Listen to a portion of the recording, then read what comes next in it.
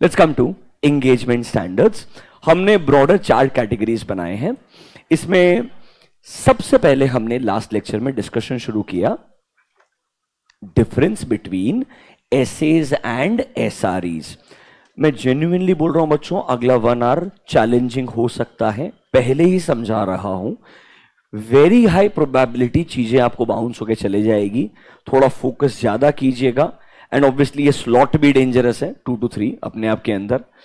अगर आप नहीं प्रिपेयर्ड हो तो मेरे को पहले बता दो, मैं बीकॉम लेवल चीजें पढ़ा देता हूं, मुझे कोई दिक्कत नहीं है। बट क्या और रिदम ब्रेक हो जाएगा आपका, कल उसको वापस से जाने के लिए मतलब will have to spend lot of time. Genuinely ये चीज समझने के लिए बहुत इंपॉर्टेंट है। एक वापस से ओवरव्यू देता हूं। मैंने आपको basic difference between audit and review क्या बताया था, वो डिफरेंस समझिए, फिर हम आगे बढ़ते हैं। Sir, we talked about standards on auditing that is called as SAs. Sir, statutory audit के लिए एक एंगेजमेंट स्टैंडर्ड्स बनाए हैं, we call them as auditing standards. And remember, statutory audit किया जाता है for historical financial information. Which information guys? Historic. What is the historical financial information? कुछ transaction या इवेंट्स जो हो चुके हैं, they are being recorded. Now I will call them as a historical financial information. Normally इनका हमें audit करना होता है। एंड ऑब्वियसली जब मैं ये ऑडिट करता हूं, what kind of assurance I am looking for? I am looking for a reasonable assurance. It is a high level assurance but it is not absolute assurance। ये आपको बताया कि नहीं बताया?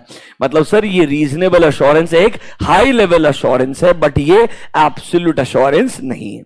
अब सर आपको बोला कि ऑडिट के अलावा भी कुछ एंगेजमेंट्स हो सकते हैं, we can call them as review engagements. और मैंने आपको एक बहुत अच्छा एग्जांपल भी दिया कि लिस्टेड कंपनीज के केस में हमारे क्वार्टरली रिजल्ट्स का क्या होता है? रिव्यू होता है। एंड जो कंपनी का स्टैट्यूटरी ऑडिटर होता है ना, उसको ही बोलते हैं रिव्यू करने के लिए। तो मतलब कंपनी का इंडिपेंडेंट ऑडिटर ही क्या करने वाला है? इंटरिम फाइनेंशियल इंफॉर्मेशन का रिव्यू करने वाला है। अब sir what is the major difference between audit and review? Sir, audit के अंदर we are looking for which information? Historical financial information. Review में भी information same ही रहेगा. It will be my historical financial information only, but the difference is in assurance level. Audit में कौन सा assurance level चाहिए हमको? Reasonable assurance. Review में क्या assurance मिलेगा? That is called as limited assurance. देखो ब्रैकेट्स में मैंने क्या लिखा है? Lower than reasonable assurance. It will be less than the reasonable assurance. क्योंकि हमारे ऑडिट प्रोसीजर्स यहां पर जो है ना पूरे होते ही नहीं है। My procedures are also less than the normal audit procedure. हम लोग यहां पर नॉर्मली किस पे रिलाई करते हैं? इंक्वायरी एंड एआरपी पे। What is ARP guys? Analytical review procedure. इधर टेस्ट ऑफ डिटेल एक्चुअली में नहीं आता है, जो कहां पर आता है? ऑडिट के अंदर आता है। ये एक तरीके से मेजर डिफरेंस है between audit and a review. अब सर एसेज तो बहुत सारे हमारे पास में, 200 सीरीज, 300, 400, 5, 6, 7, 8। एसआरईज जो होते हैं वो सिर्फ 2 ही हैं। कौन कौन से? SRE 2400 and SRE 2410। ऑनेस्टली दोनों आपके सिलेबस में नहीं है, एग्जाम्पल लिख के दिए हैं, बट इसमें 2410 जानना जरूरी है। यहां पर रिव्यू होगा इंटरिम फाइनेंशियल इंफॉर्मेशन का, बट रिव्यू कौन करेगा? कंपनी का स्टैट्यूटरी ऑडिटर। इसके अलावा बाकी सारे रिव्यू एंगेजमेंट कहां चले जाएंगे? 2400 में चले जाएंगे। अगर आपको याद होगा, I still remember showing you this report, if I'm not wrong, Tata Motors का। तब शायद आपको इतना नहीं समझा होगा, होपफुली आज आपको शायद समझ में आएगा। आइए, BSR & Company, can you see limited review report on unaudited CFS of Tata Motors Limited? Can you see? It's a unaudited, मतलब ये ऑडिट नहीं हुआ, सिर्फ रिव्यू है। And the report is called as LR report, that is called as limited review report। आइए, ये paragraph number 3 पढ़िए। Read this paragraph number 3. Probably today you should be able to understand. देखो, we conducted our review in accordance with standard on review engagement. कौन सा है? SRE 2410. What is the name? Review of interim financial information performed by independent auditor. क्योंकि BSR statutory auditor है, बीएसआरई क्या है? Statutory audit. तो उन्होंने रिव्यू किया क्या? हाँ, ये रिव्यू का रिपोर्ट है। देखो, a review of interim financial information consist of making inquiries primarily with the persons who are responsible for accounting and applying analytical and other review procedure। यहां पर जनरली क्या नहीं आता है?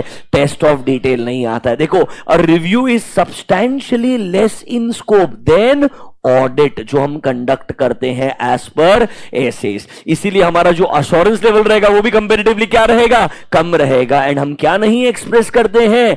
ऑडिट ओपिनियन एक्सप्रेस नहीं करते। थोड़ा समझ में आ रहा है क्या?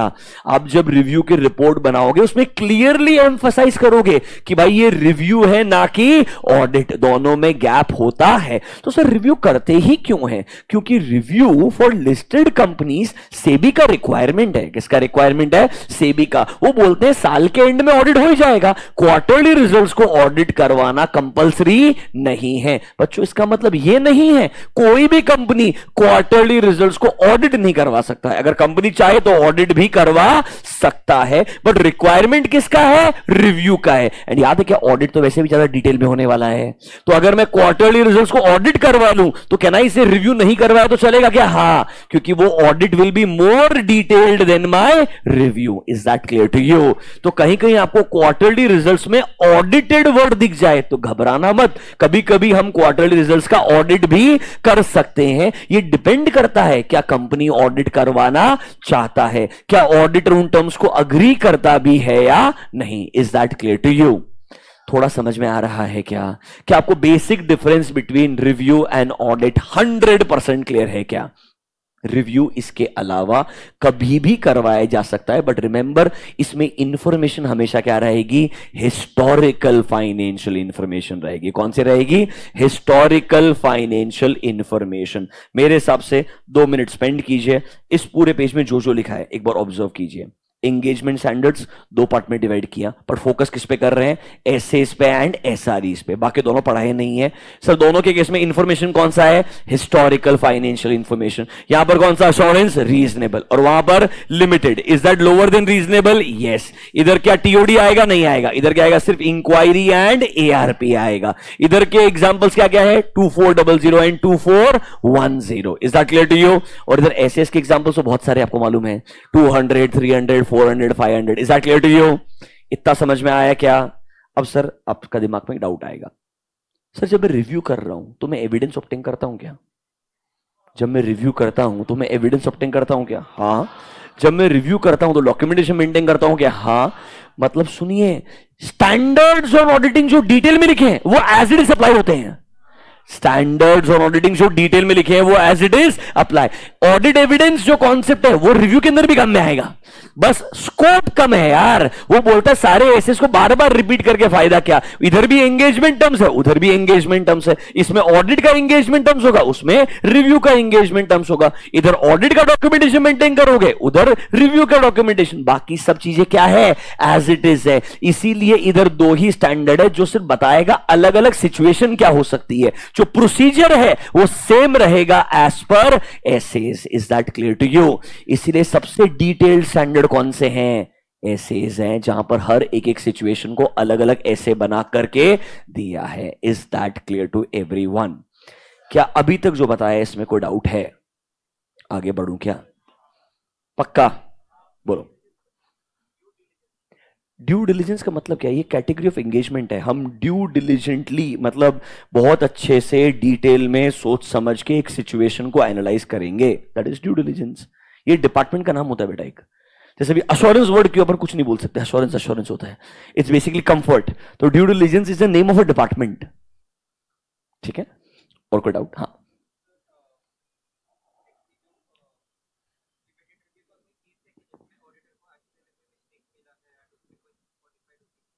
हाँ, बहुत केसेस मिल जाएंगे इसमें, क्या बहुत नॉर्मल है। आई गिव यू बहुत सारे सैंपल भेज दूंगा, लिस्टेड कंपनी से बहुत कॉमन है, but it's very easy because ultimately उसका इंपैक्ट फाइनल ऑडिट रिपोर्ट में मिल जाता है।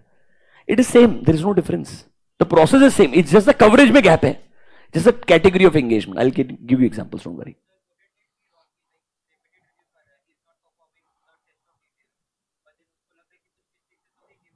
अरे नहीं देते बेटा ऐसा, मैं तुझे वही बोल रहा हूं, जब तक मुझे कोई नहीं मिला तो मैं नॉर्मल प्रोसीजर लगे कंटिन्यू कर देता हूं। इसीलिए मैंने तुमको एक सिचुएशन बताया, why partners are not comfortable only with inquiry and analytical. वो टीओडी साथ में करवाता है, उसे डर लगता है कि मैं जनरल इंक्वायरी और एनालिसिस करके छोड़ दूंगा ना, गलतियां नहीं मिलेगी मेरे को। इसीलिए वो क्या कर रहा है, पैरेलली टेस्ट ऑफ डिटेल करवा रहा है। इसीलिए तो ये 2410 बनाया है, क्योंकि तू कंपनी का स्टैट्यूटरी ऑडिटर भी है। तो रिव्यू तो साइड लाइन एक रिपोर्ट बनाने के लिए हो गया, बट एक्चुअली तेरा ऑडिट चल रहा है। इसीलिए तुम्हारा इन्फोसिस टीसीएस का ऑडिट रिपोर्ट 10 दिन में साइन हो जाता है। बोला था तुमको साल के एंड में 10 दिन में रिपोर्ट साइन हो जाएगा, क्योंकि साल भर ऑडिट हो चुका है। We don't skip it like that, we actually perform audit and if I am not comfortable we delay the review date. हम बोलते थे हम एलआर साइन नहीं करेंगे ऑब्वियसली। और कोई टेक्निकल डिफरेंस पूछो बिंदास, आई एम हैप्पी। इस स्लॉट में तुमने क्वेश्चन पूछा तो मतलब मैं खुश हूं। हाँ बोलो। ऑब्वियसली हम जो एलआर में काम कर रहे हैं ना, क्या वो ऑडिट में काम में आएगा? हाँ, रादर हम अज्यूम करके चलते हैं वो ऑडिट का पार्टी है। इस जैसा फॉर्मेलिटी के लिए सेपरेट स्टैंडर्ड दिया है, उसमें बेसिकली क्या गाइडेंस दिया है कि रिपोर्ट लिखते वक्त ये बताना ये रिव्यू है, इसमें ओपिनियन नहीं दे रहे हैं, बस वो फॉर्मेलिटी है। Otherwise we assume this review is part of my audit. हम जब लिस्टेड कंपनी का ऑडिट लेते हैं ना, हम मान के चलते हैं क्वार्टरली रिव्यू भी करेंगे, साल के एंड में ऑडिट करेंगे, सब कुछ एक ही है। That's the assumption. Engagement letter भी एक ही होता है, उसमें दोनों रेफरेंस मिलता है 2410 एंड 210। और बोलो क्या? हम्म।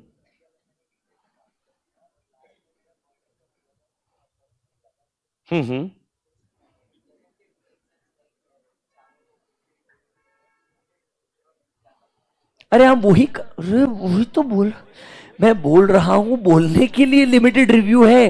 पार्टनर कंफर्टेबल नहीं होता है, वो क्वार्टर बाय क्वार्टर। मैं बोला 8 लोग हैं, 4 लोग ऊपर रिव्यू करते बैठेंगे, बाकी 4 मतलब तुम रहेगा, डिटेल में काम करता रहेगा।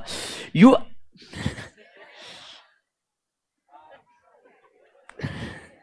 सर ये बनाया है क्यों? अरे ये इसलिए बनाया क्योंकि अगर हर केस में ऑडिट करने के लिए गए, I tell you the problem.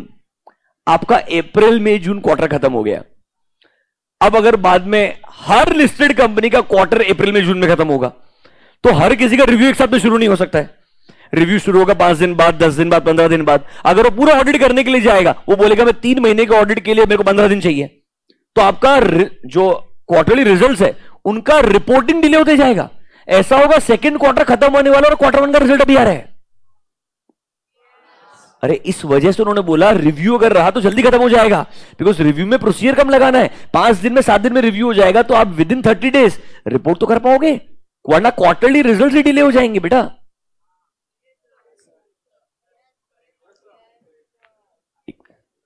Sorry, एक मिनट, आवाज नहीं आया, वापस। हाँ हाँ, ये मेंबर्स को अवेलेबल होगा, ये जो मैंने आपको दिखाया है ये बीएससी एनएससी पे अपलोड हो जाएगा डायरेक्टली प्रॉपर। आपको ये मैं कोई चोरी से लेके नहीं आया, लिस्टेड कंपनी पब्लिक डोमेन में अवेलेबल होता है, आपके क्वार्टरली रिजल्ट के साथ में आता है ये report compulsorily. I am happy that you guys are inquisitive at least. नहीं, एक इंसान से 2 डाउट नहीं सुन सकते हम, तुम्हारा कोटा खत्म हो गया है, ये तो कुछ भी पूछता फालतू का। कोई और? चलो एक काम करें, तुम्हारा डाउट, तुम्हारा थोड़ा सिचुएशन क्रिएट करते तुमको डाउट आए। Let me tell you about a third situation now. Are you ready mentally prepared कि थर्ड पे जाएं? अब तुमको डाउट आएगा खतरनाक, एवरीवन। अब एक concept that is called as SAE। There is a concept called as SAE। एक बार ऑनलाइन देख लेता हूं भाई। अरे नहीं, डाउट पढ़ रहा हूं क्या यार? ऑनलाइन पब्लिक तुम चुप बैठो, I mean face to face public तुम चुप बैठो, ऑनलाइन तुम कुछ भी बोलो। So can we say a quarterly audit is better than quarterly review? Obviously, audit is always better than review because there will be more assurance. But not everyone will be able to get the quarterly audit done. That is why SEBI's requirement is review. Can management restrict us कि तुम्हारे test of detail नहीं लगाने चाहिए, तुमने सिर्फ inquiry और analytical procedure करना चाहिए? मना कर सकता है। फिर तो मैनेजमेंट को बोलने का, मैं इंडिपेंडेंट ऑडिटर है, साल के एंड में तो ऑडिट करना ही पड़ेगा, अभी टेस्ट ऑफ डिटेल लगा रहा है मैं। नहीं हो सकता ऐसा। Sir will you charge separate fees? Obviously,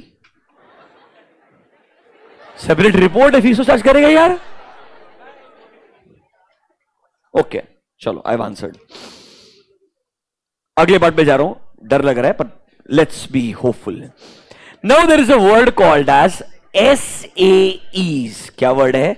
SAEs. This is called as Standards on Assurance Engagement. This is called as Standards on Assurance Engagement. Everyone, I want your 100% attention. Do not talk. Try to understand.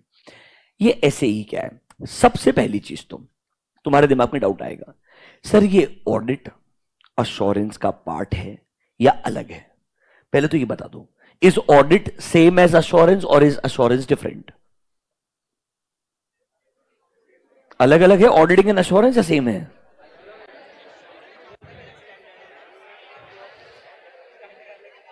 और तुमसे articleship interview में यही पूछने तो लग जाएगी, तो मैंने सोचा ही नहीं। Is audit part of assurance या अश्योरेंस अलग दुनिया है, ऑडिटिंग अलग है? सर देखो, ये अलग से स्टैंडर्ड बनाया मतलब अलग ही रहेगा ना यार। Everyone, do not talk. In your modules, come to page number 1.11. सबसे पहले अश्योरेंस एंगेजमेंट क्या होता है वो पढ़ेंगे, ताकि आपको ऑडिट एंड अश्योरेंस में कोई डिफरेंस है या नहीं वो समझेगा। Everyone read along with me meaning of the word assurance engagement. देखो क्या बोलता है, एक ऐसा एंगेजमेंट जहां पर एक प्रैक्टिशनर, क्या वर्ड यूज किया है? प्रैक्टिशनर। अज्यूम कर लीजिए प्रैक्टिशनर यहां पे एक चार्टर्ड अकाउंटेंट है। प्रैक्टिशनर यहां पर क्या है? एक चार्टर्ड अकाउंटेंट है with COP। COP is called as certificate of practice. So we are talking about a chartered accountant with certificate of practice. वो हमारे लिए क्या कहलाएगा? प्रैक्टिशनर कहलाएगा, जो एक्सप्रेस करता है एक कंक्लूजन। क्या करता है? एक्सप्रेस करता है एक कंक्लूजन। मतलब सुनिए, अगर मैं ऑडिट करता हूं, ऑडिट करने के बाद रिपोर्ट दूंगा, that will be my opinion. मैं रिव्यू करता हूं, रिव्यू करने के बाद भी एक रिपोर्ट दूंगा, that will be not an audit opinion but it will be a conclusion. But it will be a conclusion कि कुछ गलतियां है या नहीं है। मैं अगर ये SAEs में अश्योरेंस एंगेजमेंट आएगा, वो भी काम करता हूं, तब भी मैं एक रिपोर्ट दूंगा और मैं बाद में उसमें अपना कंक्लूजन दूंगा। मतलब सुनिए, अश्योरेंस एंगेजमेंट एक ब्रॉडर वर्ड है जिसमें ऑडिट भी आता है, रिव्यू भी आता है, एंड जो आप अगला कैटेगरी पढ़ने जाएंगे अश्योरेंस एंगेजमेंट्स, जिसके 3 एग्जांपल्स आएंगे, वो चीजें भी अश्योरेंस का पार्ट है। मतलब ये auditing is actually part of assurance. Auditing is part of assurance. Assurance का मतलब होता है एक क्वालिफाइड इंसान इंडिपेंडेंटली कोई इंफॉर्मेशन को एग्जामिन करेगा। वापस से, एक क्वालिफाइड इंसान इंफॉर्मेशन को एग्जामिन करेगा एंड उस पे कंक्लूजन देगा। क्या देगा? कंक्लूजन। ये कंक्लूजन को तुम ओपिनियन बोलना या तुम कुछ भी बोलना, कोई फर्क, but there will be a conclusion. ये काम करने वाला एंगेजमेंट कहलाता है अश्योरेंस एंगेजमेंट। मतलब सर, इधर इंफॉर्मेशन हिस्टोरिकल भी हो सकता है एंड अदर देन हिस्टोरिकल भी हो सकता है। इधर इंफॉर्मेशन हिस्टोरिकल भी हो सकता है and there will be something that is called as other than historical। मतलब प्रोस्पेक्टिव भी हो सकता है।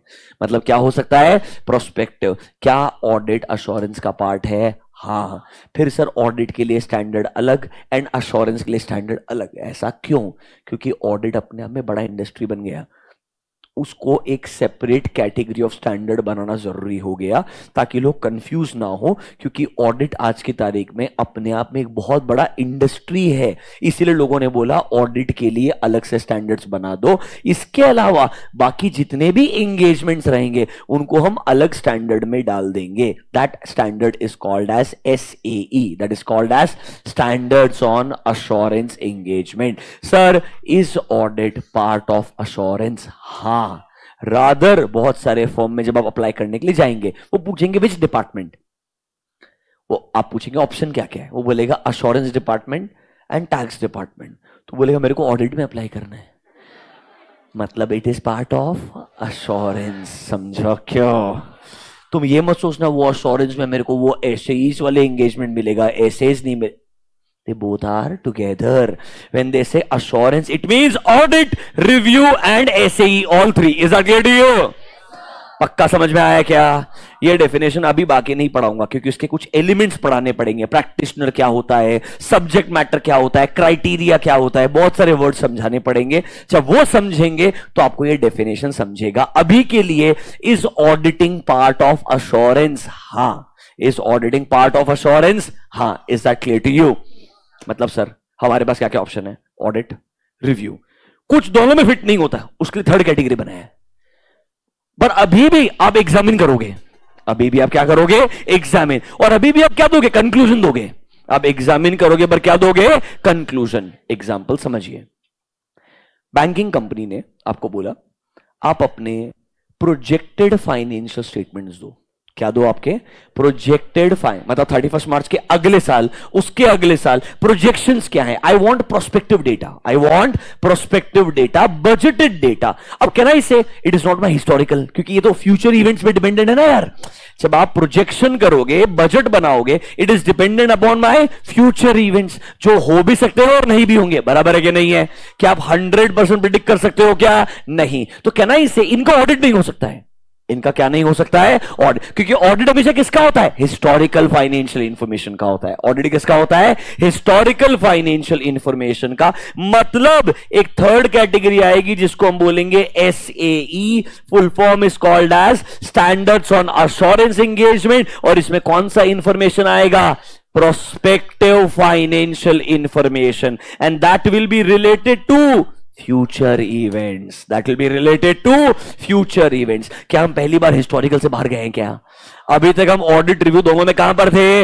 हिस्टोरिकल में थे। अब हम बोल रहे हैं हिस्टोरिकल के बियॉन्ड भी जाना पड़ सकता है। What if there are projections, what if there are forecasted numbers, उनको अगर आपको चेक करना है और चेक करने के बाद क्या देना है? रिव्यू करके, चेक करके कंक्लूजन देना है। तो हम क्या करेंगे सर? ऑडिट और रिव्यू तो हिस्टोरिकल इंफॉर्मेशन को कवर करता है। ये प्रोजेक्टेड नंबर्स के लिए एक सेपरेट कैटेगरी बनाया है। That category is called as SAE। ये सिर्फ एक एग्जांपल है। ये सिर्फ क्या है? एक एग्जांपल है। SAE में और दो सिचुएशन आ सकती है, आपको वो बताऊंगा। This is one simple example जो मुझे लगता है इंटर लेवल पे वो लोग पूछ सकते हैं। क्या आपको ये वर्ड समझ में आया क्या? एक बात बताओ, क्या आपको कॉस्टिंग या FM में बजट्स पढ़ाए क्या? डोंट यू थिंक हमेशा जब आप प्रोजेक्शन करोगे वो अजम्पशंस पे बेस्ड होंगे? किस पे बेस्ड होंगे? असम्पशंस पे। तो हमेशा आपके प्रोस्पेक्टिव नंबर्स किस पे बेस्ड होते हैं? असम्पशंस। अब सर असम्पशन का एक बहुत बड़ा प्रॉब्लम है, वो असम्पशंस रीजनेबल है कि नहीं है?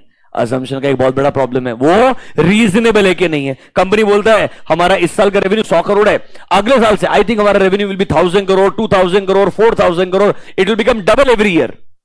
कहना इसे असम्पशन बढ़िया है, पर वो क्या होना चाहिए? रीजनेबल भी होना चाहिए। तो जब भी प्रोस्पेक्टिव फाइनेंशियल इंफॉर्मेशन बनाया जाएगा, आपको डर क्या लगेगा? एज अ प्रैक्टिसिंग CA, वो नंबर्स क्या होने चाहिए? रीजनेबल। असम्पशंस लॉजिकल होने चाहिए। एक्चुअली लगता है कि ऐसा होगा, कितनी प्रोबेबिलिटी है कि एक्चुअली में ऐसा ही होगा? यहां पर आपको थोड़ा अपना जजमेंट का इस्तेमाल करना पड़ेगा कि मैनेजमेंट तो ऑप्टिमिस्टिक होगा या बहुत पेसिमिस्टिक होगा। जिसको बढ़िया पोजीशन दिखाना है वो एक्सट्रीम ऑप्टिमिस्टिक रहेगा, जिसको बहुत बुरा दिखाना है वो एक्सट्रीमली पेसिमिस्टिक रहेगा। बट वो क्या रियलिस्टिक लगता है क्या? क्या लगता है? रियलिस्टिक, रीजनेबल लगता है क्या? ये आपको चेक करना चाहिए। तो मतलब sir there can be prospective financial information that is dependent upon future events, that is dependent upon future event. जहां पर फ्यूचर इवेंट आएगा वहां पे असम्पशन आएगा क्या? हाँ सर असम्पशन आएगा। एंड मैनेजमेंट बोलेगा कि जब ना हमारा रेवेन्यू 100 करोड़ से 1000 करोड़ चले जाएगा तो हमारा प्रॉफिटेबिलिटी 100 करोड़ हो जाएगा, और जब प्रॉफिटेबिलिटी 100 करोड़ रहेगा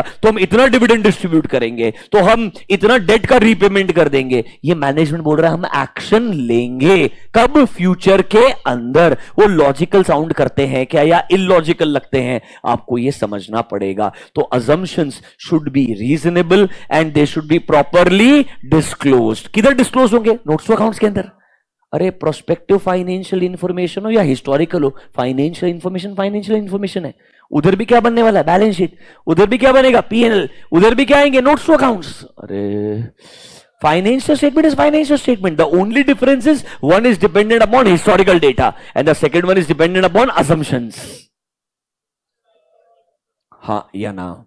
क्या थोड़ा सा ऑडिट और एसएई में डिफरेंस समझ में आया क्या? एसएई में क्या हो रहा है? हिस्टोरिकल इंफॉर्मेशन नहीं है। कौन सा इंफॉर्मेशन है?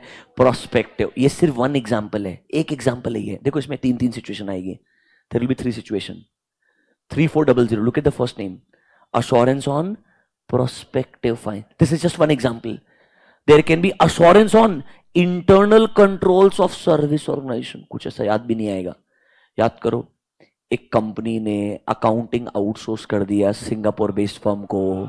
सिंगापुर वाला फर्म मेरे लिए क्या बन गया? सर्विस ऑर्गेनाइजेशन बन गया। उसके कंट्रोल को चेक करने के लिए भी एक एंगेजमेंट होता है, that is called as 3402। That is called as 3402। ये एक अलग सिचुएशन है। फिर आपके लिस्टेड कंपनी, आपके जो कंपनीज है वो लिस्टेड होने के लिए आईपीओ लेके आते हैं, इनिशियल पब्लिक ऑफरिंग। वो आईपीओ जब लेके आते हैं तो अपना प्रोस्पेक्टस देते हैं। वो प्रोस्पेक्टस में आता है एक financial statement, that is called as proforma financial statement. क्या आता है? प्रोफॉर्म। ये भी मैंने तुमको बताया अभी तो क्लास के अंदर। ये सारे अलग अलग एंगेजमेंट्स कहां पर आते हैं? अश्योरेंस एंगेजमेंट में आते हैं। मस्त बाउंसर जा रहा होगा, पर एटलीस्ट ये तो समझ में आ रहा ना कि they are not audit, they are not review. मतलब there is work beyond audit and review also, जहां पर हम प्रोजेक्टेड नंबर्स पे हमारा कंक्लूजन दे सकते हैं, जहां पर हम प्रोफॉर्मा फाइनेंशियल स्टेटमेंट चेक कर सकते हैं, जहां पर हम सर्विस ऑर्गेनाइजेशन के भी कंट्रोल। समझाऊंगा एग्जांपल देके, घबराओ मत, धीरे धीरे। अभी तक सिर्फ मैं समझाना चाहता हूं, there is something called as prospective financial information. इसके लिए ना ऑडिट नहीं होता है, इसके लिए ना रिव्यू नहीं होता है, इसके लिए एक सेपरेट एंगेजमेंट बनाया है, that is called as SAE, that is called as standard on assurance engagement. थोड़ा दिमाग में एक्सेप्टेंस आ रहा है क्या? हाँ या ना? देखो ऑनेस्टली, जो ICAI का एक्सपेक्टेशन था कि तेरे को audit versus review versus assurance जो पता होना चाहिए, वो तेरे को बता दिया है मैंने। ICAI का एक्सपेक्टेशन नहीं खत्म हो गया है, इसके बियॉन्ड कुछ भी नहीं है। पर मुझे बहुत डर है कि जो तुझे मैंने बताया है तुझे कितना समझा है।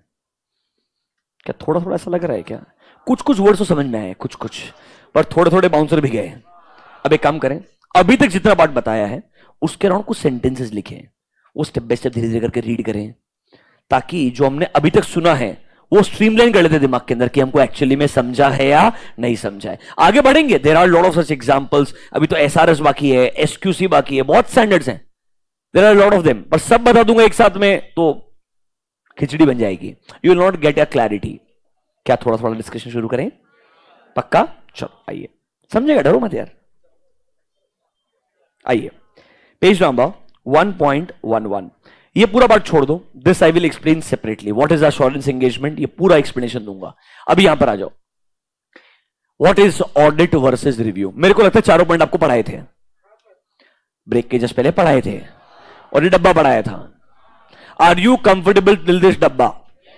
यू स्पेंड 2 मिनट्स, फटाफट से डब्बा पढ़ लो, ऊपर जो लिखा है वो पढ़ लो। यहां तक जो जो अभी तक ये point 1.12 review versus audit and the box, इतना समझता है क्या तुमको?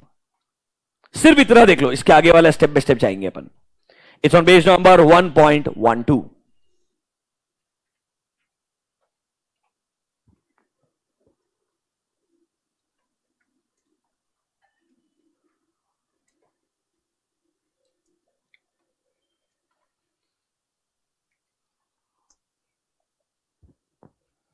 Don't waste your time, please read.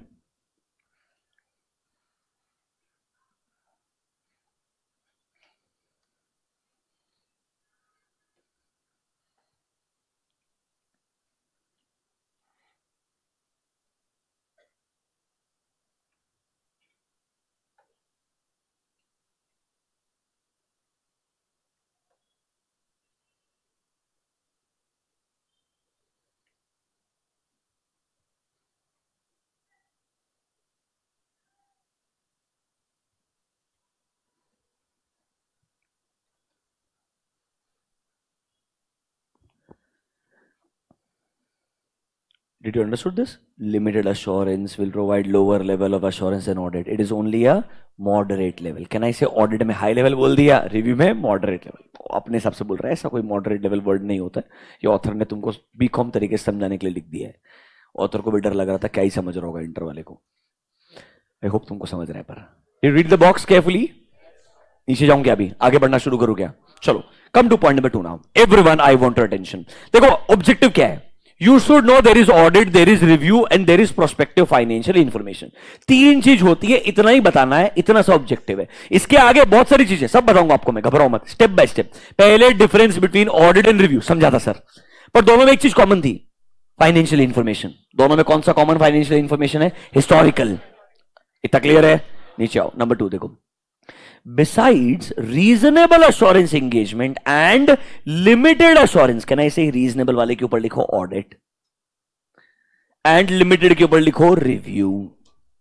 क्या इन दोनों के अलावा कोई एक और भी है क्या option? Yes, there is another kind of assurance that is related to matters other than historical financial information. मतलब ऑडिट रिव्यू दोनों किसके लिए होता है? हिस्टोरिकल के। उसके अलावा भी एक एंगेजमेंट है, दैट एंगेजमेंट इज, देखो, सच अश्योरेंस में be related to, mark the word, prospective financial information and not historical financial मतलब ऑडिट रिव्यू के अलावा भी एक और अश्योरेंस है। ये तीनों अश्योरेंस एंगेजमेंट है। ये तीनों के तीनों क्या है? अश्योरेंस। ऑडिट भी अश्योरेंस है। अश्योरेंस मतलब क्या होता है? किसी को कंफर्ट देना। ऑडिट में चेक करके कंफर्ट दोगे, रिव्यू में चेक करके कंफर्ट दोगे, एक में ओपिनियन दोगे, एक में कंक्लूजन दोगे, बट कंफर्ट ही दे रहे हो ना किसी ने किसी को। यार, किसी ने किसी को कंफर्ट देना मतलब रिपोर्ट बना के देना। ऑडिट खत्म करोगे, रिपोर्ट बना के दे दोगे, रिव्यू खत्म करोगे, रिपोर्ट बना के दे दोगे। वैसे ही एक और एंगेजमेंट होगा जहां प्रोस्पेक्टिव फाइनेंशियल इंफॉर्मेशन को आप चेक करोगे और फिर क्या दे दोगे? एक रिपोर्ट दे दोगे। So there is one more engagement, but this engagement is not dependent upon historical financial information, rather it is dependent upon prospective. So what is this prospective? Read number 3.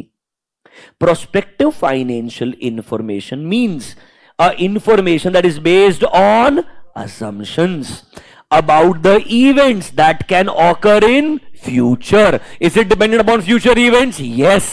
And जब ये event होंगे तो management क्या action लेगा? Generally हमें क्या करना पड़ता है? बजट्स बनाने पड़ते हैं, फोरकास्ट करना पड़ता है, प्रोजेक्शन करना पड़ता है। देखो, it can be in the form of a forecast और प्रोजेक्शन और अ कॉम्बिनेशन ऑफ बोथ। एक में आपको पता होता है जनरली ऐसा है, ये हमारा बजटेड नंबर है। एक आप बोलते हो हमें लग रहा है शायद अब इस कंट्री के अंदर इस इंडस्ट्री में बहुत ग्रोथ आएगा, तो हमारा एक्सपेक्टेशन है कुछ तो सिग्निफिकेंटली अच्छा होगा ईवी के लिए इन द फ्यूचर। तो आप क्या कर रहे हो? थोड़े से फ्यूचर इवेंट्स को प्रिडिक्ट करने का ट्राई कर रहे हो। फ्यूचर इवेंट्स को क्या करने का ट्राई कर रहे हो? प्रिडिक्ट करने का ट्राई कर रहे हो। मतलब you are trying to think what can happen in future and accordingly you are preparing financial information. This is called as prospective financial information. Is that clear to you? नीचे आइए, point number 4 और 5 को वापस से पढ़िए, मतलब पहली बार पढ़िए। It is to be noted that such type of assurance engagement के examination is not a historical। कहने से रिपीट कर रहा है। नंबर 5 पढ़ के देखिए, ये बताएगा what is the difference between historical and prospective finding। बहुत टफ है sir. there is a difference in historical and prospective। अब मैं सिर्फ 2 ही वर्ड यूज करूंगा, historical and prospective।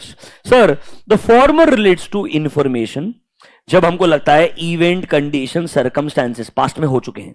Is it talking about historical? Yes. Prospective के अंदर sir कुछ assumptions हैं कि शायद फ्यूचर में कोई इवेंट होंगे एंड कुछ ना कुछ मैनेजमेंट क्या लेगा? पॉसिबल एक्शन लेगा। एक आपके ऐसे इवेंट्स का बात कर रहा है जो हो चुके हैं, दूसरा बात कर रहा है जो इवेंट हो सकते हैं। एक हो गया हिस्ट्री, एक हो गया फ्यूचर, इसलिए वर्ड है historical and other word is prospective. Definition clear है क्या? You spend 2 minutes, read point number 2, 3, 4, 5 again। मेरे हिसाब से वर्ड बाय वर्ड क्लियर है। 2, 3, 4, 5 अगेन, वापस से पढ़िए।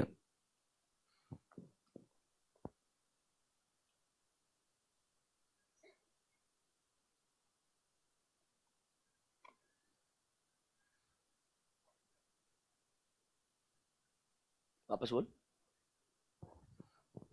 ऑडिटर फ्यूचर वाइबिलिटी पे, इसलिए वो ऑडिट नहीं है। Auditor can not comment on the future viability of the business, इसीलिए तो ऑडिट नहीं है बेटा। इसीलिए वो सेपरेट कैटेगरी ऑफ एंगेजमेंट बनाया है। अगर वैसा होता तो अश्योरेंस एंगेजमेंट अलग बनाना ही नहीं पड़ता। ये मैं बोलने वाला था थोड़ी देर बाद में, तूने पूछ लिया, अच्छा किया। मतलब तू एटलीस्ट जग रहा है, मतलब सही सोच रहा है वो। अगर ऑडिटर फ्यूचर वायबिलिटी पे कमेंट कर पाता तो प्रोस्पेक्टिव पे भी ऑडिटर काम कर लेता। और मतलब उसके लिए अलग से स्टैंडर्ड बनाने की जरूरत नहीं पड़ती। वो अलग जरूरत क्यों पड़ती है? क्योंकि audit is all about historical data. इसीलिए प्रोस्पेक्टिव के लिए एक अलग एंगेज, मतलब बेसिकली पता है क्या, बीकॉम लेवल अगर एक qualified chartered accountant with COP historical numbers का ऑडिट कर सकता है, हिस्टोरिकल नंबर्स का रिव्यू कर सकता है, प्रोस्पेक्टिव नंबर्स के ऊपर अश्योरेंस दे सकता है। ये सारा काम किसको अलाउड है? Chartered accountant with COP. बस अलग अलग स्टैंडर्ड्स हैं। एक के लिए एसएस है, एक के लिए एसआरईज है, एंड एक के लिए एसएईज है। घबराओ मत, एसआरएस भी है। एक और दुनिया आएगी अभी तो, there will be one more combination. जाने दीजिए, अभी तक यहां तक सर्वाइव कर पा रहे हैं क्या? इस point number 2, 3, 4, 5 clear to you? यार सिंपल है यार, ये तुम रोने का जरूरत नहीं है, ये बिल्कुल बेसिक तुमको मैंने स्टेप बाय स्टेप टुकुर टुकुर करके बताया। पहले ऑडिट रिव्यू खेला तुम्हारे साथ में, तुमको पूरा डिफरेंस 4 बार बताया, तुमको सही में ऐसा लगा, तुमको समझ में आया, मतलब आया तुमको समझ में है, you know what I mean right? फिर तुमको बताया दे आर बोथ हिस्टोरिकल। तुम्हारे लिए पहली बार मैं समरी बना के लाया हूं जिंदगी में। तुमने देखा क्या आज से मेरे को कभी समरी बनाते हुए? मेरे को पता था कि तुमको बाउंड्री जाने वाला है, मतलब मैं जिंदगी में कभी लिखेगा ही नहीं, मेरे को कॉन्सेप्ट ही समझता नहीं। बोला इतना बढ़िया चीजें बता देना चाहिए। मेरे को लगा नहीं, ये दोपहर में 2 से 3 के बीच मस्त करेंगे। तो इसलिए हिस्टोरिकल मैचिंग मुझे मालूम था वो अलग है, इसके लिए उसको अलग पेज पे लेके गया, दैट इज प्रोस्पेक्टिव। अरे और मैं शेयर करूंगा आपके साथ में पहली बार लिखा तो शेयर भी करूंगा यार, इसमें क्या है।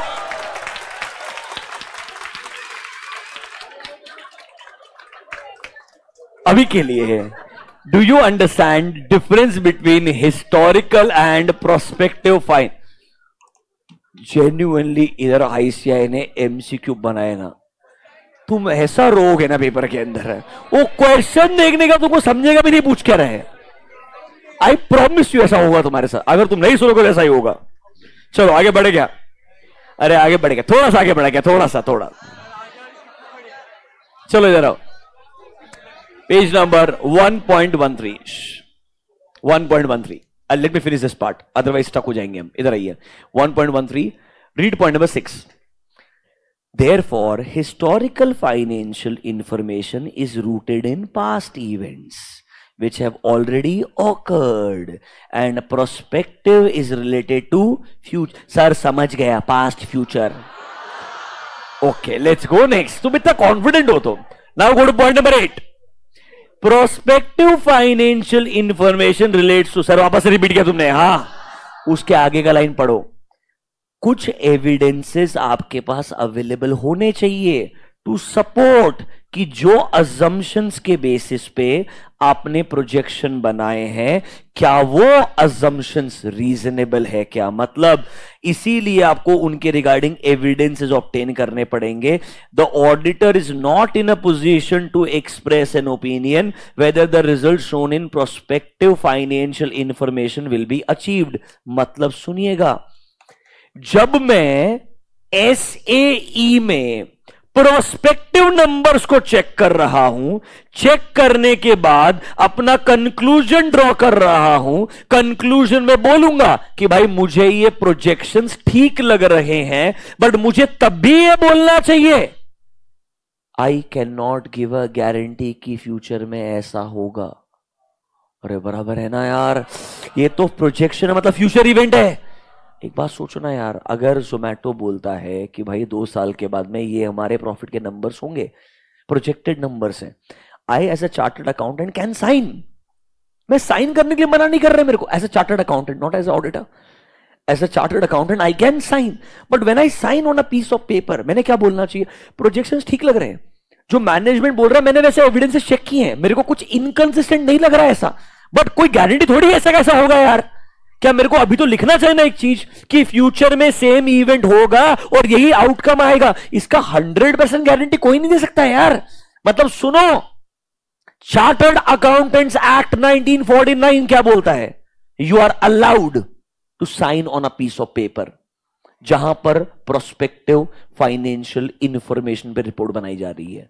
मतलब प्रोस्पेक्टिव फाइनेंशियल इंफॉर्मेशन पे चार्टर्ड अकाउंटेंट साइन कर सकता है। मिसकंसेप्शन निकाल देना कि सीए नहीं करता है, कर सकता है, अलाउड है, स्टैंडर्ड है। बट उनको क्या बोला है? साइन करना, बट उस रिपोर्ट में क्लियरली बोलना एक सेंटेंस, जैसे हम ऑडिट में बोलते हैं ना फ्यूचर वायबिलिटी पे कमेंट नहीं करते, इधर भी बोलना प्रोजेक्शंस चेक किए, एविडेंस चेक किया है, अजम्पशंस ठीक लग रहा है, but I can not give a 100% guarantee ऐसा होगा। अरे ये हम कभी ऐसा साइन कर ही नहीं सकते। ऐसा लिख के 100% ऐसा होगा साइन कर देना, ये अपने आप में बहुत बड़ी गलती है। This is a misconduct as per chartered accountants act. Chartered accountants act clearly बोलता है प्रोस्पेक्टिव नंबर पे साइन करो, बट ये मत बोलना 100% ऐसा ही होगा। देखो पॉइंट नंबर 9 क्या बोलता है, therefore in assurance engagements practitioner का रिपोर्ट का लैंग्वेज ऐसा आएगा, हम अश्योर करते हैं, हमें nothing has come to my attention जो सजेस्ट करता है कि ये अजम्पशन क्या नहीं होंगे, रीजनेबल नहीं होंगे। मतलब इधर भी अश्योरेंस लेवल कौन सा है? मॉडरेट लेवल है, ना कि रीजनेबल अश्योरेंस। मतलब अभी भी हम बोल रहे हैं ऑडिट में अश्योरेंस क्या मिलता है? ज्यादा मिलता है, क्योंकि ये तो फ्यूचर इवेंट पे डिपेंडेंट है भाई। फ्यूचर इवेंट के बारे में कभी भी हाई लेवल अश्योरेंस मिल ही नहीं सकता है, क्योंकि फ्यूचर इवेंट फ्यूचर में होगा तब पता चलेगा ना क्या हुआ।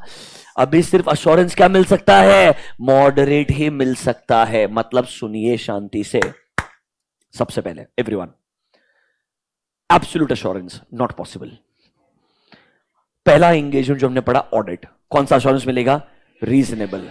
Is it a high level assurance? Yes sir. इससे कम आता है review, that is called as limited assurance. But sir review और ऑडिट बिना टेक्निकल डिफरेंस है, दोनों सेम ही डेटा का हो रहा है, हिस्टोरिकल फाइनेंशियल इंफॉर्मेशन का ही रिव्यू हो रहा है, उसका ही ऑडिट हो रहा है। बस ऑडिट में ज्यादा डिटेल में काम कर रहे हैं, रिव्यू में थोड़ा कम डिटेल में काम कर रहे हैं, इसलिए एक में हाई लेवल है, दूसरे में मॉडरेट लेवल है। बराबर है क्या नहीं है? अब सर अगर हिस्टोरिकल फाइनेंशियल इंफॉर्मेशन नहीं है, इंफॉर्मेशन कौन सा है? प्रोस्पेक्टिव है। इंफॉर्मेशन कौन सा है? Prospect. It's a projection, it's a budget, it's a forecast. क्या हम उनको भी चेक कर सकते हैं? हाँ। क्या उसको ऑडिट रिव्यू में कवर करेंगे? नहीं। क्या उसका सेपरेट स्टैंडर्ड है? हाँ। सर इस बार में रिपोर्ट पे साइन कर सकता है? यस। बट इस बार भी अश्योरेंस कौन सा रहेगा? मॉडरेट ही रहेगा, क्योंकि इधर भी मेरे को रीजनेबल अश्योरेंस नहीं मिल सकता है, क्योंकि ये इवेंट क्या है? फ्यूचर में होगा। तो आज मैं सिर्फ क्या अज्यूम कर सकता हूं, क्या ऐसा ठीक लग रहा है या नहीं? इधर भी आपको हाई लेवल ऑफ अश्योरेंस नहीं मिल सकता है। थोड़ा समझ में आया क्या? देखो बच्चों, ये ना एक ब्रॉडर कैटेगरी ऑफ एंगेजमेंट्स है। It's all about understanding. मैं आपको लिटरली ऐसे ही पढ़ाने के लिए एक भी अगर जाऊंगा ना, हर एक there is a separate chapter on every SAE, obviously, because every situation needs to be understood in a different point of view. आप SAE में आपका एंगेजमेंट टर्म्स में क्या आएगा, आपके ऑडिट के प्रोसीजर्स क्या आएंगे, मतलब रिव्यू के प्रोसीजर्स, आपके चेक करने के प्रोसीजर्स, हर जगह वर्ड बदल जाएगा। एक जगह वर्ड रिव्यू आएगा, एक जगह वर्ड ऑडिट आएगा, एक जगह वर्ड सिर्फ अश्योरेंस आएगा, एक जगह ओपिनियन आएगा, एक जगह कंक्लूजन आएगा। तो वर्डिंग्स विल चेंज, रिपोर्ट का format will change, and your applicable standard will also change. Can I से सिर्फ 3 पढ़ाया, ऑडिट वर्सेस रिव्यू, पर दोनों में कॉमन क्या है? हिस्टोरिकल। एक अलग सिचुएशन है प्रोस्पेक्टिव, उसमें ऑडिट रिव्यू नहीं होगा, क्या होगा? Assurance engagement. उसमें भी सिर्फ एक एग्जांपल दिया, कौन सा वाला? SAE 3400। नीचे एक टेबल पड़ी है, अब आपके लिए कंक्लूजन आएगा। देखो, audit of financial statements, can I say reasonable assurance, can I call this as audit. दूसरा review, can I say limited assurance engagement, the word here is logical is review. तीसरा examination of prospective financial information, इस बार क्या मिलेगा? Assurance कि जो assumptions है वो क्या है? रीजनेबल है। कहना इसे ये अश्योरेंस एंगेजमेंट है, this is assurance engagement, brackets में लिखना SAE 3400। क्या लिखना? SAE 3400, SAE 3400। आपकी हालत मजेदार हो चुकी है।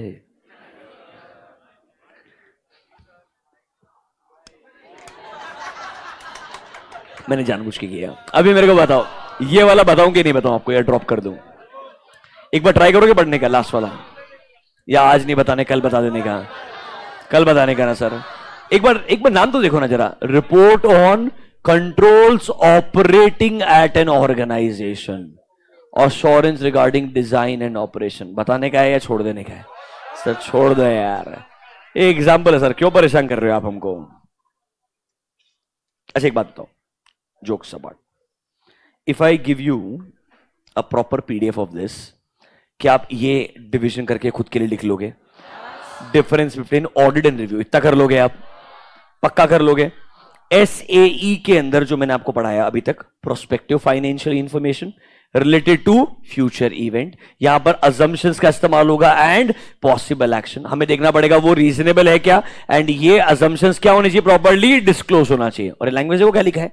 Nothing has come to our attention, वही लिख के दिया है दैट ऐसा हमें कुछ भी नहीं मिला है कि हमें लगे ये अजम्पशंस क्या नहीं है, रीजनेबल नहीं है। और 3 एग्जांपल लिख के दिए हैं, उसमें से पहला वाला आपको आज पढ़ा है, कौन सा? SAE 3400। क्या आप इतना आपको आज अगर मैंने पीडीएफ दे दिया, समराइज खुद से कर लोगे क्या? पक्का? नोटबुक निकालिए, गिव एन एक्स हेडिंग।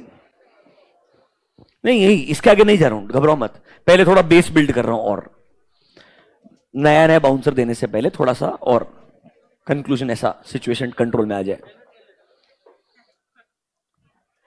यार अच्छा है, पहली बार कुछ चैलेंजिंग पढ़ रहे हो इतने दिनों में, इसलिए तुम्हारी शक्ल खराब हो रही है। 3 दिन से मस्त क्या पढ़ रहे हो? Definition of audit, overall object, दिमाग को जंग लग गया तुम्हारे। यस बोलो बेटा।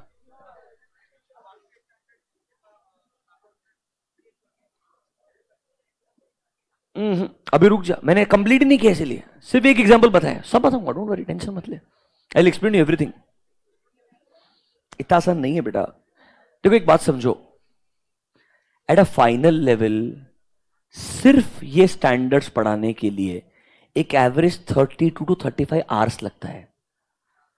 32 से 35 आवर्स, तुमने अभी तक 3.5 घंटे भी नहीं सुना है, तो तुम ये एक्सपेक्ट नहीं कर सकते हो मेरे को एक ही बार में सब समझ में आ जाए। Please understand there is a process. हाँ मेरे लिए चैलेंज क्या है, सच्ची बोलूंगा आपको मैं, क्योंकि वो सब कुछ आपके सिलेबस में है ही नहीं, बस सबके हेडिंग है। तो मैंने पता क्या करना चाहिए था, 4 कैटेगरी बनाओ, एक का फुल फॉर्म है S A, S A E, S R S, S R E, example 1, example 1, 1, 1, खत्म।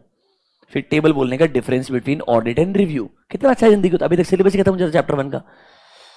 मैं आपको बस ये बोल रहा हूं, थोड़ा पेशेंस रखो, ये प्रोसेस थोड़ा लेंदी है जो मैं फॉलो कर रहा हूं, but trust me, by the end of tomorrow's lecture you will reach a level, anyone asks you any way of differentiating these 4 you will be able to, but you need to be little patient till the end of tomorrow's lecture, ऐसा लगेगा पर हो जाएगा, trust me।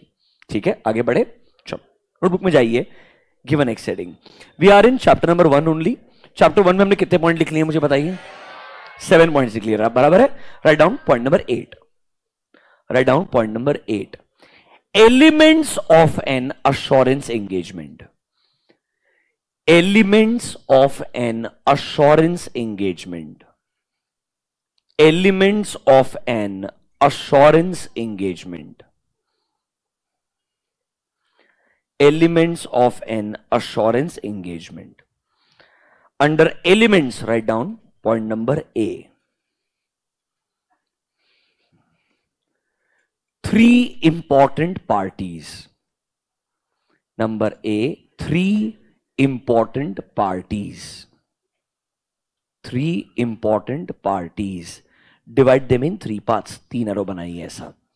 3 important parties, argue मत कीजिए, बहुत simple सी चीज है। 3 important parties, divide them in 3 parts. Number 1 will be called as responsible party. Number 1 will be called as responsible party. Second one will be called as practitioner. पहला है responsible party, दूसरा है practitioner, and तीसरा है intended users. Responsible party, practitioner, intended user. मतलब sir कोई भी assurance engagement के अंदर बेर मिनिमम 3 पार्टीज होनी चाहिए। 1 will be called as responsible party, second will be called as practitioner, third will be called as intended user. Assume कीजिए statutory audit is a assurance engagement. बहुत simple है, सुनिएगा। Assume कीजिए statutory audit is a assurance engagement. अब मुझे बताओ statutory audit कौन करता है? Chartered accountant. Chartered accountant with C O P will be called as practitioner. Chartered accountant with C O P will be called as practitioner. Sir हम ऑडिट किसका करते हैं? फाइनेंशियल स्टेटमेंट्स का। किसका ऑडिट करते हैं? फाइनेंशियल स्टेटमेंट्स का। They will be called as subject matter. They will be called, अभी लिखो मत, मैं बताऊंगा। I will tell you what to write. वापस से अज्यूम कीजिए statutory audit is an example. Who will do statutory audit? Chartered accountant with C O P. Can I call chartered accountant as a practitioner? Yes sir. आप audit किसका करेंगे? Financial statements का। Let's call that as a subject matter. Who is responsible to prepare financial statement? तो sir यहां management बन गया मेरा responsible party. Management बन गया मेरा रिस्पॉन्सिबल पार्टी। क्या वो सब्जेक्ट मैटर के लिए रिस्पॉन्सिबल है? हाँ। मैनेजमेंट किसके लिए रिस्पॉन्सिबल है? फाइनेंशियल स्टेटमेंट्स के लिए। मतलब responsible party is responsible for subject matter. Example में है रिस्पॉन्सिबल पार्टी कौन? Management. They are responsible for financial statement. इधर प्रैक्टिशनर कौन है सर? ऑडिटर। प्रैक्टिशनर कौन है सर? ऑडिटर। वो क्या करने वाला है? ऑडिट करेगा। किसका ऑडिट करेगा? सब्जेक्ट मैटर का। वो किसका ऑडिट करेगा? सब्जेक्ट मैटर का। एंड सर मैं ऑडिट किसके लिए करता हूं? यूजर्स के लिए। किसके लिए करता हूं? यूजर्स। सो इंटेंडेड यूजर मतलब जब एक प्रैक्टिशनर अपना चेकिंग करके रिपोर्ट बना के देगा तो उसे रिलाई कौन करने वाला है? जो लोग रिलाई करने वाला है वो लोग क्या कहलाएगा? यूजर्स कहलाएगा। 3 वर्ड समझा क्या? Sir the one who will perform the procedure will be called as practitioner. जो अश्योरेंस के लिए पूरा एंगेजमेंट परफॉर्म करेगा वो क्या कहलाएगा? प्रैक्टिशनर। उधर एक काम करो, एरो बना के लिखो ऑडिटर। अंडर प्रैक्टिशनर लिखो auditor. That is CA with COP. That is CA with COP for statutory audit. CA with COP for statutory audit. लिखा? रिस्पॉन्सिबल पार्टी के नीचे एरो बना के लिखो example management. Example management. Sir can I say management is responsible for subject matter. They are responsible for financials. मतलब assurance engagement क्या होता है उसमें आपको पहले सोचना पड़ेगा। हम सर क्या चीज चेक करने वाले हैं? ये प्रिपेयर कौन करने वाला है? एग्जामिन कौन करने वाला है? एंड रिपोर्ट किसको बना के देंगे? रिपोर्ट जिसके लिए बनाए जाएंगे वो लोग क्या कहलाएंगे? Intended user. The name itself is self explanatory. The one who is going to use the report of practitioner. The one who is going to use the report of practitioner. Is that clear to you? आपने sir elements में नंबर A लिखा 3 important parties. Under element write down point number B. Under element write down point number B. Subject matter. Number B subject matter dash करके लिखो। For example, financial statements. For example, financial statements or information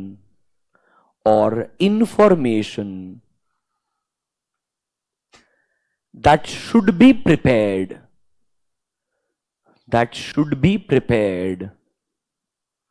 by responsible party. Should be prepared by responsible party, that is management. That is management. Full stop. यहां पढ़ो sentence क्या लिखा है आपने। मतलब अगली बार जब भी सब्जेक्ट मैटर बोलेंगे, मतलब जिस भी इंफॉर्मेशन को मैं चेक करूंगा वो इंफॉर्मेशन क्या कहलाएगा? सब्जेक्ट मैटर कहलाएगा। जिस भी इंफॉर्मेशन को मैं चेक करूंगा वो क्या कहलाएगा? Subject matter. अब ये बनाएगा कौन? हमेशा मैनेजमेंट ही बनाएगा यार। Can I call that them as a responsible party? Can I call them as responsible party? अब ये सब्जेक्ट मैटर को चेक कौन करेगा? Practitioner. That is the auditor. Is that clear to you? अच्छा एक बात बताओ, ये फाइनेंशियल स्टेटमेंट कैसे बनाने चाहिए? एज पर एप्लीकेबल एफआरएफ। ये एप्लीकेबल एफआरएफ कहलाएगा क्राइटेरिया। क्या कहलाएगा? क्राइटेरिया। नोटबुक में जाओ, लिखो point number C. suitable criteria. Point number C, suitable criteria, dash करके लिखो.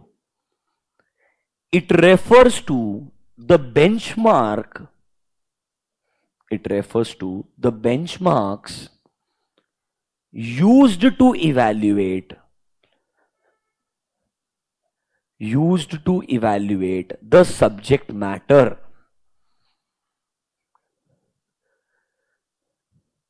For example, to evaluate financial statements. For example, to evaluate financial statements, criterias can be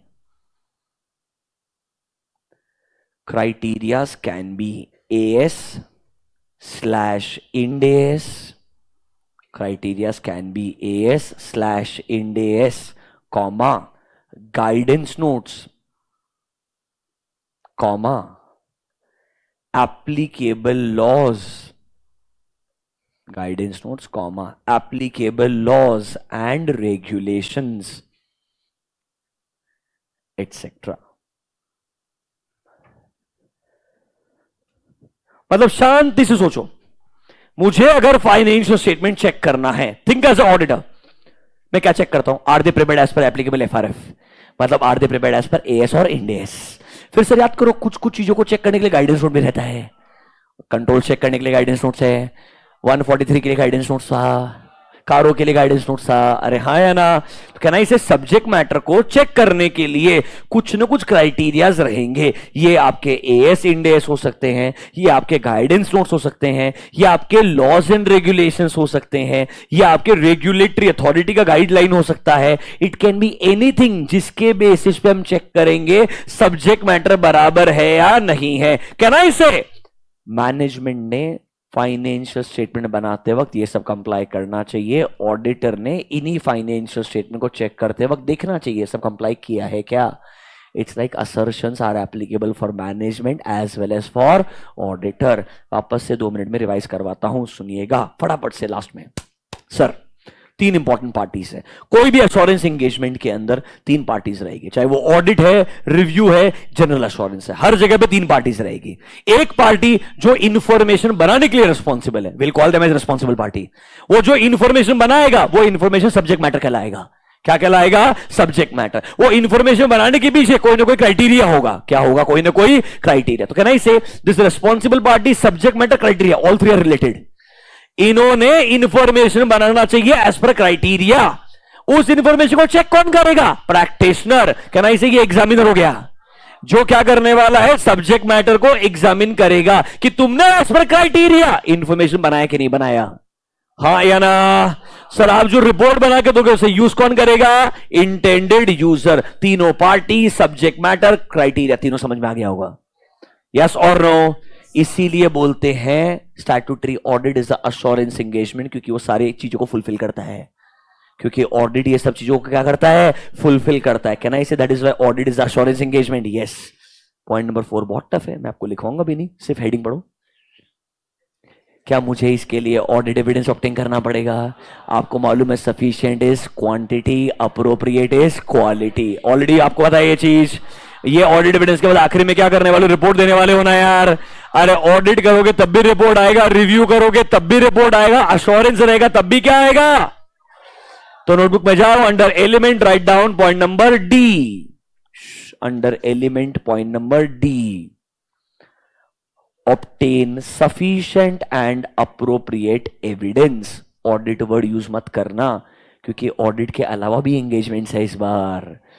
obtain sufficient and appropriate evidence.